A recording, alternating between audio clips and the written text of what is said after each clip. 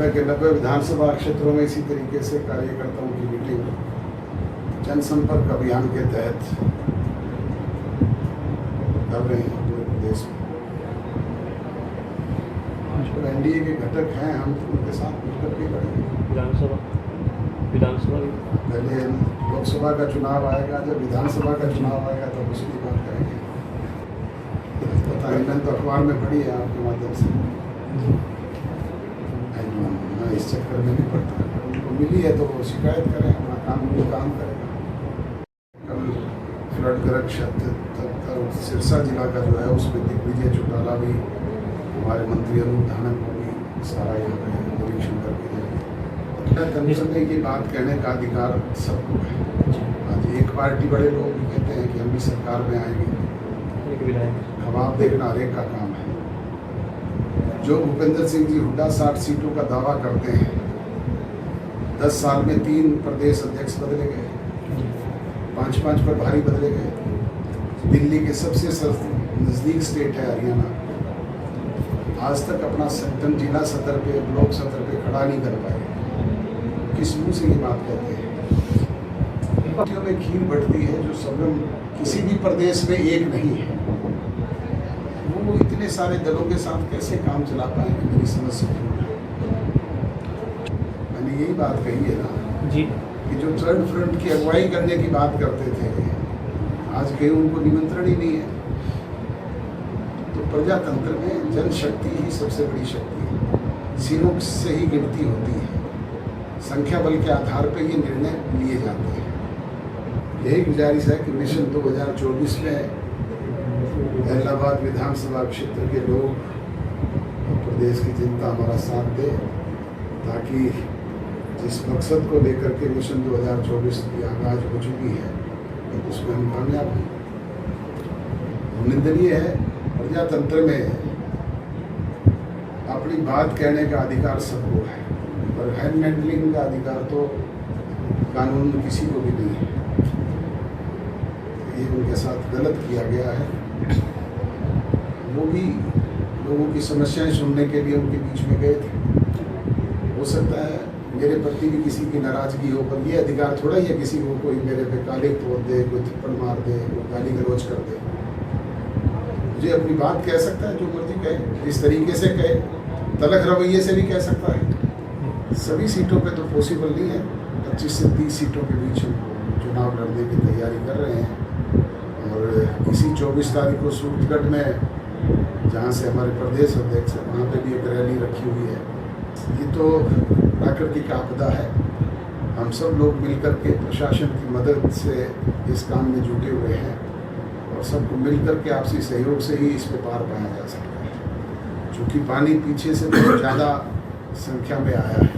आज तक कहते नहीं घग्गर में इतना पानी पहले भी कभी फ्लड आया तो भी नहीं आया जितना अब चल रहा है। इसका खतरा तो बना हुआ ही है। रंगोली नाला भी सिरसा के नज़दीक 2 जगह टूट चुका है, सिरसा की तरफ भी और डिंग की तरफ भी। सबसे यही गुजारिश है कि ये सबका साझा काम है, इसमें सब मदद करें, सब बहन भाई मिलकर के एकजुट होकर के काम करेंगे, तभी इस प्राकृतिक आपदा पे पार पा पाएंगे। मैं तो पहले भी सरकार को कह चुका हूँ, सरपंचों को और ज़्यादा अधिकार दिए जाए। प्रजातंत्र में प्रथम इकाई है हमारे प्रजातंत्र की, इसको मजबूत करना हमारा काम है, और प्रयास करेंगे सरकार की ओर ध्यान दिलाकर के इस समस्या का समाधान। मैंने एक बात आपके समक्ष भी कही, सार्वजनिक तौर पर भी कही, मीडिया कोई कुछ कहता रहे, कोई बात करती रहे जी। गठबंधन जो है वो हरियाणा के प्रगति और विकास को लेकर के 2 दलों के बीच में, और उसको करने वाले थे केंद्रीय गृह मंत्री अमित शाह और दुष्यंत चौटाला, और अनुराग ठाकुर उसके बारे में स्पष्ट कर चुके कि मैं उसका प्रत्यक्षदर्शी था। भाजपा पहले हमारी छोटी पार्टी के रूप में सहयोगी पार्टी रही है, अभी हम काम करते रहे हैं चौधरी देवीलाल के समय, चौटाला साहब के समय, और आज हम उनके छोटे सहयोगी के रूप में काम कर रहे हैं। क्यों नहीं हो सकता? मैंने कहा कि ये अधिकार प्रजातंत्र में जनता को है, आपको और मेरे को नहीं है। ये तो लोगों ने निर्णय करना है। अब जिस दिन 46 विधायक हमको दे देंगे तो चौटाला चीफ मिनिस्टर हो जाएंगे।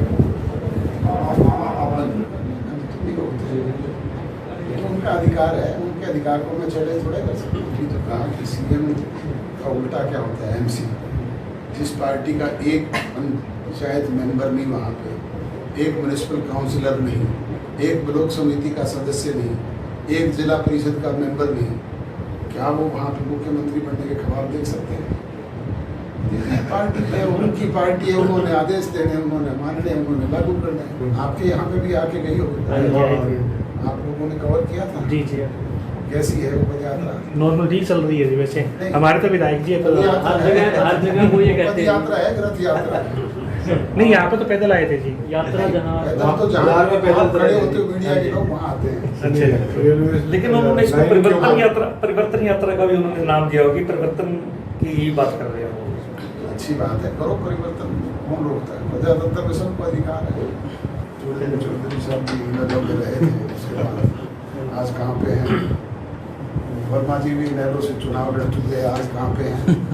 वो मुझे बता देना, इस तरह का कोई आदमी। ये अधिकार बड़ों का है जी। चौटाला साहब अगर चाहेंगे तो मेरे को जब मर्जी काम पकड़ी बुला लें, तकनीकी आधार पे होगी।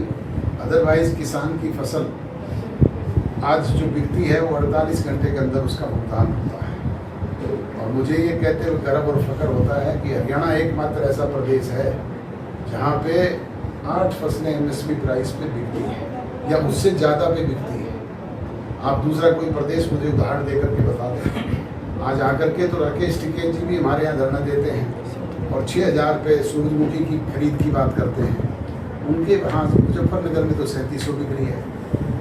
आम आदमी पार्टी के लोग भी कहते हैं कि 6000 से ज़्यादा पैसा मिलना चाहिए, उनके वहाँ तो 4000 में बिक रही है। कर्नाटका में 4000 रुपये में बिक रही है।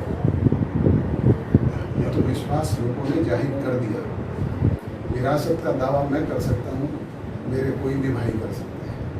आदित्य देवीलाल भी कर सकते हैं, अभय चौटाला भी कर सकते हैं, कोई भी करे।